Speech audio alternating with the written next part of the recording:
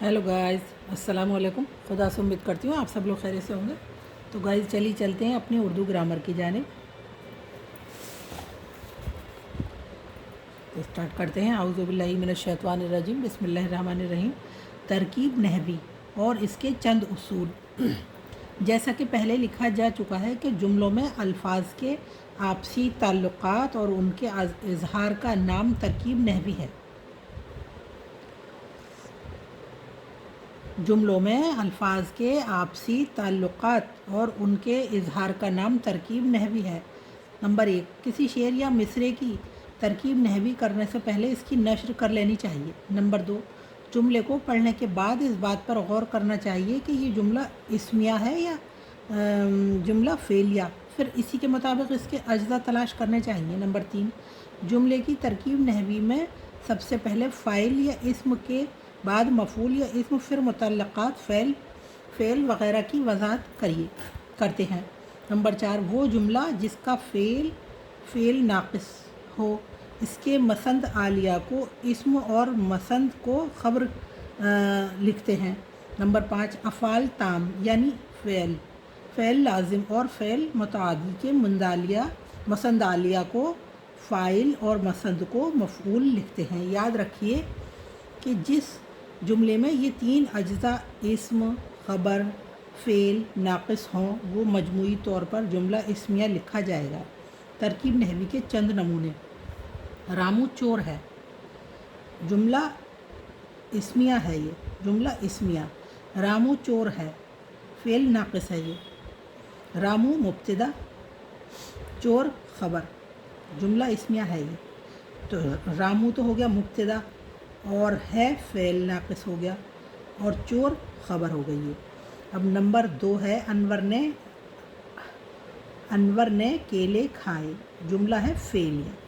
खाए फ़ेल मुतादी है, अनवर फ़ाइल है और ये खाए जो है फ़ेल मुतादी है और ने जो है अलामत फ़ाइल है, फ़ाइल की अलामत है। ये के लिए मफ़ऊल, के लिए का है मफ़ऊल।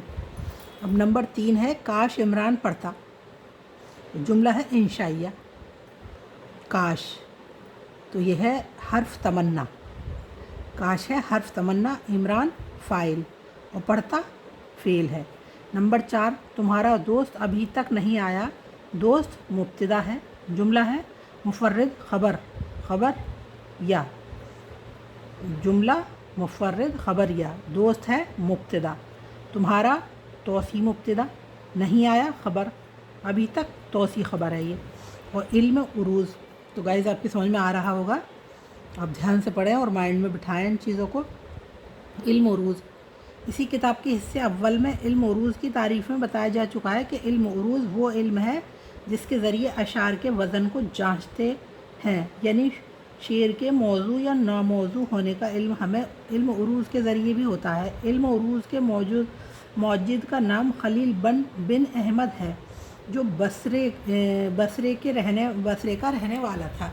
बसरा जगह है एक सऊदी अरब में। इसकी वफ़ात सन 117 में हुई। इसने 15 औज़ान मुक़र्रर किए और इनका नाम बहर रखा। इनके अलावा 4 बहरीन दूसरों ने राइज की। इस तरह कुल 19 बहरीन हैं। इल्म उरूज़ के इस तरह में शेर को अरकान बहर के मुताबिक तोलने या जांचने को वज़न कहते हैं। इसके जमा औज़ान है। शेर के अल्फाज वज़न की जमा औज़ान है।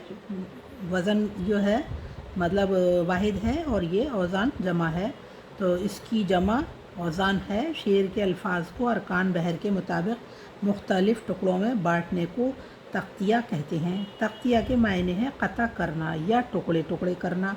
तख्तिया ही इल्म उरूज़ का असली फ़न है। इस ज़मन में चंद इस्तिलाहात का जानना ज़रूरी है। ज़ेर ज़बर पेश को हरकत या एराब कहते हैं। जिन हरूफ पर हरकत होती है उसे मुतहर्रिक कहते हैं। जिन हरूफ पर कोई हरकत नहीं होती उसे साकिन कहते हैं। जिन हरूफ पर हरकत होती है उसे मुतहर्रिक कहते हैं। जिन हरूफ पर कोई हरकत नहीं होती उसे साकिन कहते हैं। सुकून की अलामत को जज़्म कहते हैं ना, जज़्म का दूसरा नाम सुकून है। تو جزم کی سکون کی علامت کو جزم کہتے ہیں جو ساکن حروف پر ہوتی ہے۔ ارکان بحر کا تعین جن اجزاء سے ہوتا ہے ان کو ارکان اور اس کے ہر حصے کو رکن کہتے ہیں۔ ارکان کو افعیل، امثال یا اوزان بھی کہتے ہیں۔ ارکان کے ٹکڑوں کو اجزاء یا اصول کہتے ہیں۔ یہ ارکان مندرجہ ذیل 3 اصولوں سے مرتب ہوئے ہیں۔ نمبر 1 سبب، نمبر 2 وتد، نمبر 3 فاصلہ۔ نمبر 1 سبب، 2 حرفوں سے مل کر بننے والے الفاظ کو سبب کہتے ہیں، جیسے دن، شب، ان کی 2 قسمیں ہوتی ہیں۔ نمبر 1 سبب خفیف، نمبر 2 سبب ثقیل، نمبر 2 سبب ثقیل۔ نمبر 1 سبب خفیف، نمبر 2 سبب ثقیل۔ سبب خفیف ایسے 2 حرفی الفاظ کو کہتے ہیں جس کا پہلا حرف متحرک اور دوسرا ساکن ہو، جیسے دق، جب وغیرہ۔ سبب ثقیل ایسے 2 حرفی الفاظ جس کے دونوں حروف متحرک ہوں، جیسے دل، لب، دل ناداں، لب دریا۔ اردو میں سبب ثقیل صرف اضافت کی صورت میں آتے ہیں ورنہ نہیں۔ نمبر 2 وتد، 3 حرفی الفاظ کو وتد کہتے ہیں، جیسے وطن، اس کی بھی 2 قسمیں ہیں۔ نمبر 1 وتد مجموعہ، نمبر 2 وتد مفروق۔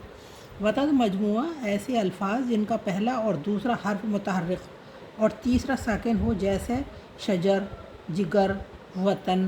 وتد مفروق ایسے 6 حرفی یعنی 3 کو کہتے ہیں 6 حرفی الفاظ یا 3 حرفی الفاظ جن کا پہلا اور تیسرا حرف متحرک اور درمیانی لفظ ساکن ہو، جیسے شان داغے، شان پھر بھی سکتہ آ گیا داغے، شان نزول پھر سکتہ داغے جگر۔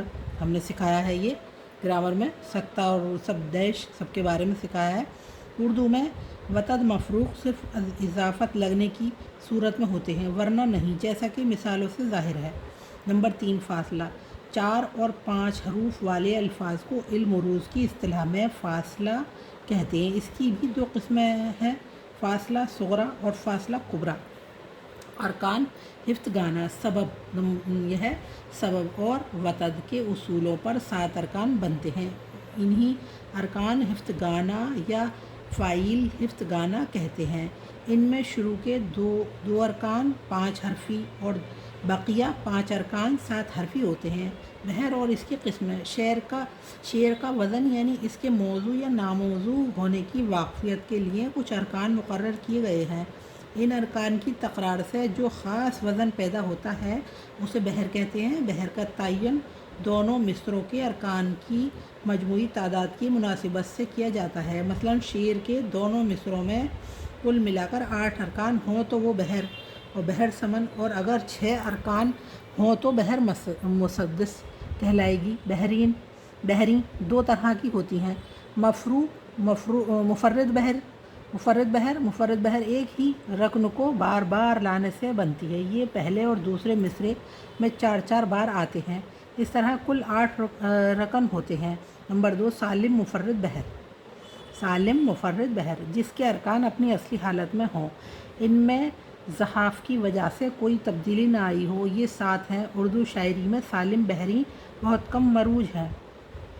زحاف، علم عروض کی اصطلاح میں زحاف اس تبدیلی کو کہتے ہیں جو شعر کے رکن یا ارکان میں کی گئی ہو، اسے مضاعف زحاف والی بھی کہتے ہیں۔ زحاف کی 3 صورتیں ہوتی ہیں، نمبر 1 اضافہ، نمبر 2 کمی، نمبر 3 ساکن۔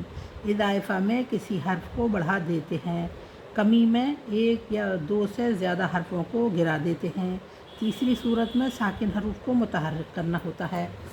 اردو کے کچھ خاص الفاظ اور ان کا مناسب استعمال، تو اب یہ ہم کل کرائیں گے۔ آج کے لیے اتنا ہی گائز، اور اسی طرح آپ پریکٹس کریے اس کی اور یاد کریے، یہ گرامر ہے، آپ کی اردو اچھی ہوگی اس سے، اور ایگزام میں یہ سب چیزیں کام میں آئیں گی۔